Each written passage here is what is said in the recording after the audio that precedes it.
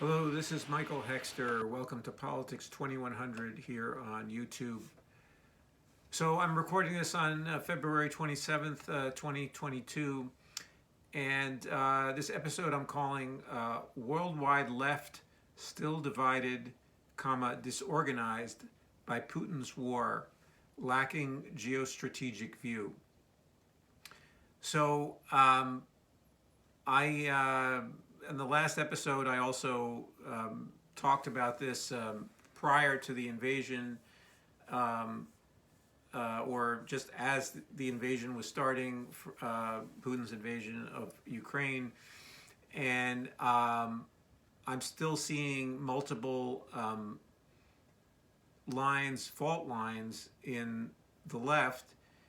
And in general, I'm concerned overall about the relevance of, let's say, a broad left perspective on the conflict in Eastern Europe and the war there, even though I think left principles are still, in most cases, the highest principles, moral, ethical principles, and should be guiding principles for politicians. But I'm seeing a lack of understanding of what I'm calling geostrategic view, or basically a balance. I couldn't put it in the title, but a balance of power between national states. So and that being something of a not a guarantee, but a bulwark against war, and a creator of some peace in the world. And so this is something that is, I think, would be somewhat controversial on the left, because in general there's been now this is going back a ways to really the Cold War era.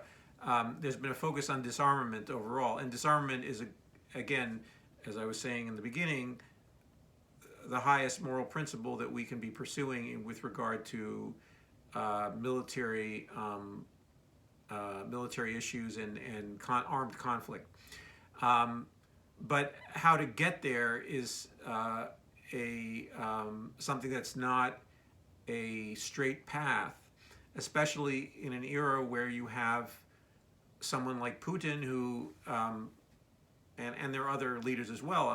I'm not saying Putin is the only bad actor in the world, and the United States is also an aggressive military actor in the world. And but in this case, we have Putin being extra bad, you could say, or in a focused way attempting perhaps a genocide of the Ukrainian people. Certainly he created the ideological justification for that in his speech before he invaded Ukraine, or before his armed forces invaded Ukraine.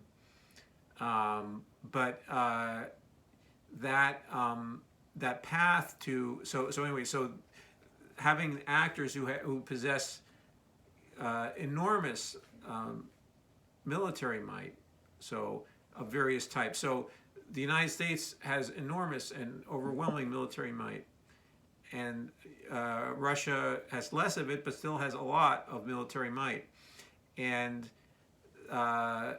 also in particular nuclear weapons. So there's a sort of an additional realm of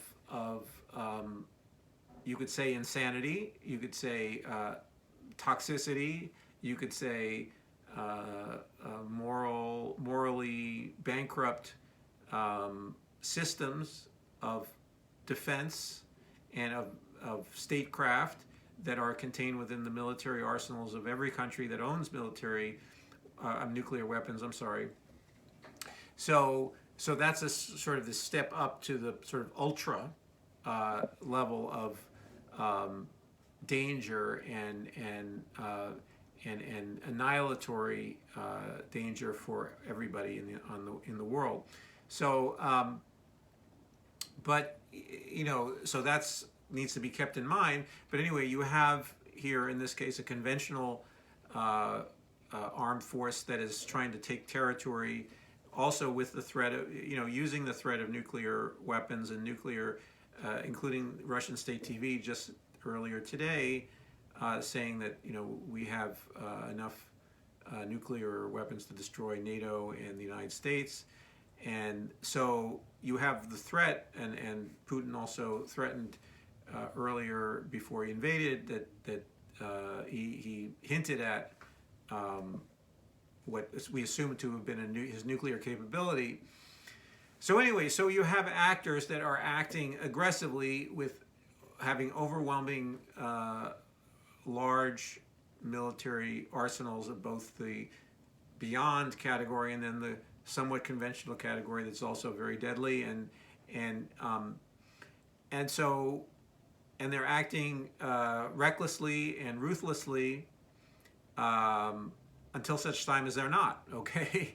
And the United States does this often in a more subtle manner, so we can't lose sight of the United States' propensity, especially to do not so much within Europe, but more in almost everywhere else in the world to do, and that bespeaks racism, among other things, that it uses its military arsenal and military might and recklessly and ruthlessly, or a combination of diplomatic bullying in combination with the suggestion that military action will back up that diplomatic bullying. So anyway, so you have these powers, these, let's say, superpowers, let's call them, or great power and superpower. United States still a superpower. Let's say Russia is a mega power. At some level slightly below the United States' power, but still powerful enough to create the potential for mutually assured destruction. So anyway, so these two, so then the left comes in, or left, and this is also, there's left pacifism, and then left, you could say, militarism, or you could say militancy, that includes armed conflict, the potential that, someone could either engage in armed conflict because they are resisting an aggressor. So this is, when you think about the Second World War in 1939 or thereafter, or they are engaged in a revolutionary struggle within a country, and they are trying to defeat a corrupt capitalist regime and using some kind of armed struggle. So there's not only left pacifism, there's also left militancy and resistance, and also there's left anti-imperialism, which is, part of that, both of those traditions in a way, to some degree. But anyway, so the left, in terms of what's going on now, as I expressed in the last episode, is confused by what's going on, or there are certain people. Let's say not everybody is confused, but it's a complicated and a disorganized field, because the left still wants to criticize the United States and its imperialism, but also at least some portions of the left want to support the Ukrainian people in their struggle for national self-determination and against imperialist aggression by Putin. And so there are some people on the left who, so this is where the confusion comes in, or the different, let's say, splits. Maybe confusion is the wrong word. There's splits on the left. There's divisions where you have people who are still focused on the United States as the sole purveyor of imperialism and militarism in the world, and that everybody else is reactive to them. So everybody, including Putin and China, whomever, they're all just reacting to the United States. So if the the corollary to that is that if the United States would just stop being imperialist, the world would be a wonderful and pacific, peaceful place. And so that's really the argument. It's when I put it that way, people say, well, no, I didn't mean it that way. Well, but that is the argument, saying like it's always the United States, it's always the United States imperialism that's forcing, in this case, forcing the hand of Putin to do what he's doing. So we have had some expressions of that in various not very well-known left figures who are doing. Now, Bernie Sanders is very clear on this. He's in support of the people of Ukraine and against Putin's aggression, and for democracy, pro-democracy. I think he's avoiding some of the issues of militarism and military might, but there needs, and he's also not someone who, in general, is particularly theoretical and thinks in abstract terms. But unfortunately, people, in order for sometimes to have a take-home message, you need to have a clearly defined message or abstraction that's beyond just I am for or against a particular issue. I see this thing. I don't want to stereotype Bernie's position, but my observation overall is that the left doesn't have and this is something that I've seen in many decades of being a critic of U.S. imperialism, but at the same time being against the expansionism or imperialism, however you want to call it, and the oppression that occurred in the Soviet Union when it was still the Soviet Union, that still occurs in China in terms of suppression of human rights, suppression of democracy, basically democratic strivings, lack of freedom of expression, all these things that were that are, and also even now in contemporary Russia, which even though it's not communist, it's maybe fascist, neo-fascist. It depends on your analysis, but it's an authoritarian dictatorship currently in Russia. So of the conservative right, you could say, and or reactionary right, and so so you have all these military forces in the world, and what they've done is that they've held each other in check to some degree. So you can say there are two different kinds of bad actors, or there are two large, powerful bad actors, or three large, powerful, potentially bad actors in the world. None of them are considered to be good, And so this is where the psychological phenomenon called splitting is very important to keep in mind. So people have the psychological tendency to create good and evil actors, to create narratives where there's a good and there's an evil actor in simplified form. And so, and this makes it hard in a number of different areas of life, including in politics. Even though in politics, in a way, politicians are supposed to split when they fight, or lawyers are supposed to split when they argue in court, in the sense of saying, creating the impression that they are all good is on their side and all bad is on their opponent's side, and similarly in politics, generally, I'm not saying, I think there could be a politics that doesn't do this, and certainly I prefer a politics that keeps this to a minimum, but still that exaggeration of the evil of one's opponents and the good of oneself is a tendency, certainly.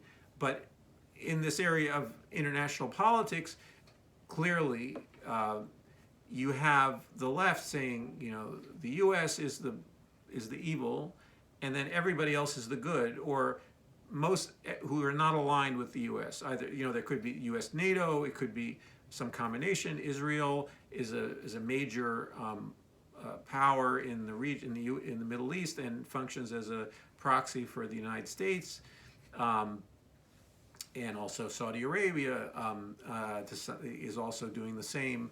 Though again, there's some slippage in that one there. But anyway, so but there's this in people's analyses. There's good and evil, and so and on the other hand, the good. So the left is attributing good to someone like Putin, not the left, not all the left, but there's a tendency on the left. There's a tendency on parts of the left, a holdover in part from communism, and also that Putin has inherited some of the alliances that the Soviet Union had with various third world liberation struggles, or what was third world, developing country liberation struggles, that became governments like in Venezuela, or that were elected, and in general they played the role of the counter-hegemon in regions like the United States and in the Middle East, where the United States is generally on the side of reactionary forces in both continents, in both areas. And so, and also allows itself a ruthless and careless use of its military forces, and with deadly consequences, and with disastrous consequences. So by contrast, it wasn't too hard in some sense for Mr. Putin to appear to be more of a peace-loving hegemon, or power in the region, and also Cuba, among other places. So obviously, historically, Cuba again. The Russia inherited the Soviet Union's alliance system, and so even though now Putin is anti-communist in certainly his domestic policy, so and he's talks talks like a neo-fascist, and he's a multi-billionaire oligarch himself. So anyway, the problem that the left has is in getting over its splitting and understanding with some more complexity who Putin is, among other things. So the nature of Putin and the Putin regime, the nature of imperialisms other than U.S. imperialism, that recognizing that is not the same thing as excusing U.S. imperialism, but also, and this is the point of this video, that the balance of power between different military powers creates some space between them for some smaller nations to experience some freedom, okay? And that has included, among other things, Western Europe, okay, that has benefited from U.S. Military power, and probably shouldn't be depending so much on U.S. military, not only probably, shouldn't be depending so much on U.S. military power, but anyway, is, and even more so directly on the border of Russia, or just, the few nations either directly on the border or almost on the border of Russia, that they are particularly beneficiaries of this balance of power between these two blocs. And at the same time, obviously, they're right now, and with the invasion of Ukraine, that balance of power didn't work, okay? That the balance of terror, okay, part of it is terror. So looking at, this is the military, there's negative things about, obviously, about fighting and about war. It's very negative. It's one of the worst. It's one of the worst things that human beings can do, or the worst thing. So, and so it's at the same time, it's something that, we haven't been able to breed it out of ourselves yet, or to make it totally obsolete. Okay, and we can't just declare it obsolete today, even though we might wish to do that. And similarly, we need to create a realistic view of how arms currently existing in the world, and the possession of armed forces and so forth and so on by different nations, and how they're controlled and how they're used, creates some occasionally some security for people. Overall, it's not the best way to do it. It's not the best way to create security. Okay, it's not optimal, but it exists. So so that has been a missing part of the left's view of international relationship, and in particular along the border of both China and the former Soviet Union, or what was the Soviet Union, now is Russia, and that the use of military power and the use of military threats and the use of containment, you could say, of aggressive military action there's some positive outcomes from that.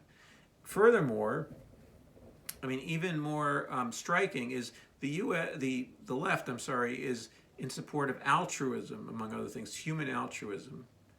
And in military conflict, you see displays of enormous altruism. You see in Ukraine, this is the striking thing about Ukraine. You see these acts of altruism, bravery by soldiers, by civilians, and so you see people caring about other people. Now, there are people, by the way, on the left who are pointing out that some of this caring has a lot to do with the idea of a national community, the fact that these are considered to be white people or Europeans, and there have been various transmissions where some people talk about, oh, I never thought that this would happen among us civilized, blonde, blue-eyed people, and so, and there are people pointing out saying, well, why should it happen? Why should you visit this kind of terror and military on people who are, brown or black, or,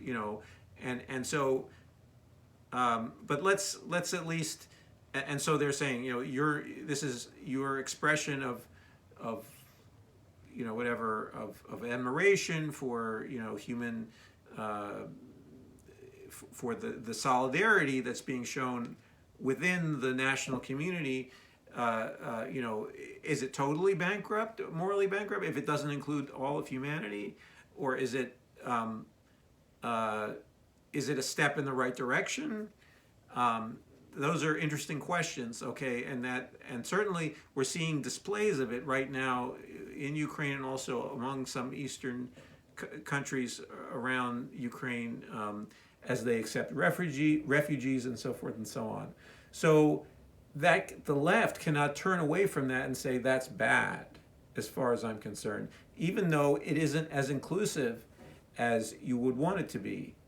Now, when it becomes exclusive, when it becomes Islamophobic, or anti-black, or anti-Jewish, anti-Semitic, then you need to point that out and say that's wrong, and that's not the spirit of altruism and caring about other people that the left needs to support and enhance. So anyway, so there's a whole series. So there's a bunch of paradoxical contradictions in looking at Ukraine. Also, Ukraine has a history, and has not only a history, but has a quite a strong neo-fascist movement in it, including in its own military. And it's not totally all-inclusive, but it is there, and it has also anti-Semitic, very anti-Semitic and very collaborators. The Ustaze were collaborators. I don't think I'm saying that right.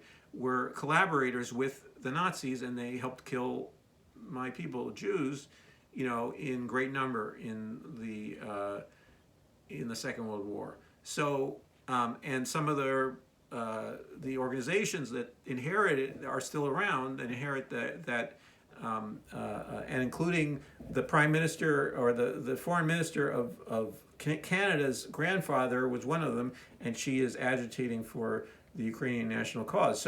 So there is a history in Ukraine of fascist sympathy and current neo-fascism, that not a history but also a current reality, and so that's not optimal. That's not what I support. That's not what Mr. Zelensky, I assume, supports. Zelensky is a Jew. He's the president of Ukraine, but so there's a whole lot of ambiguity and paradox in that situation that needs to be understood and absorbed. So, and just saying that all of that is, it's either the Putin line, the way Putin says, well, they're all fascists, so therefore we can go in and invade, and they're a bankrupt nation because of that. And so, on the other hand, there is a Ukrainian language. There are, many non-fascist Ukrainian people. They don't win elections in Ukraine in general, and so there is there's also, in my opinion, there's a kind of a big neoliberal component to, including the Ukrainian website, or the sort of the government website was taking donations in Bitcoin, which is a toxic, environmentally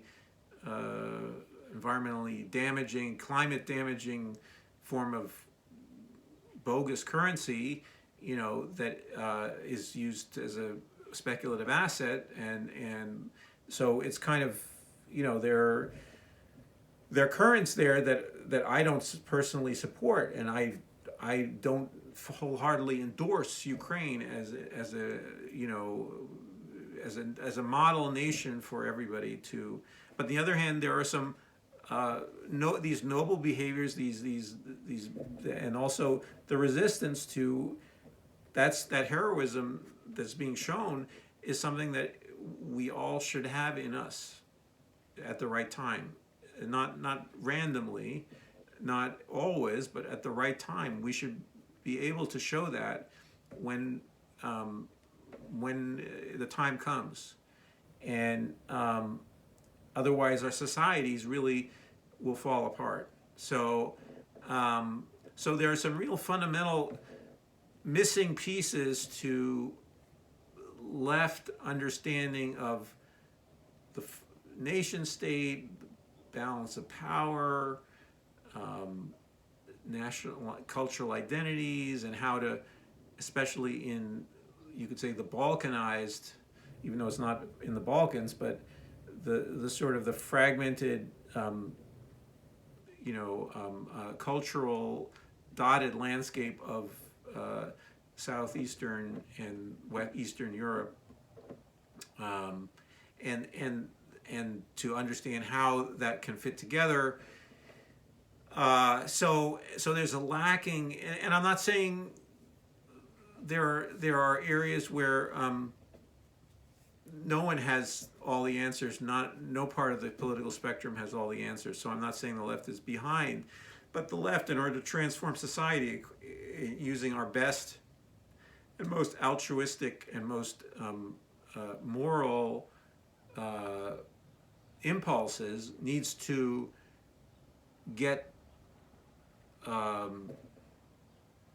straight on on a lot of these things, in my opinion, in order to be able to have something important to say in the next period of time, and not to be mixed up about to be able to clearly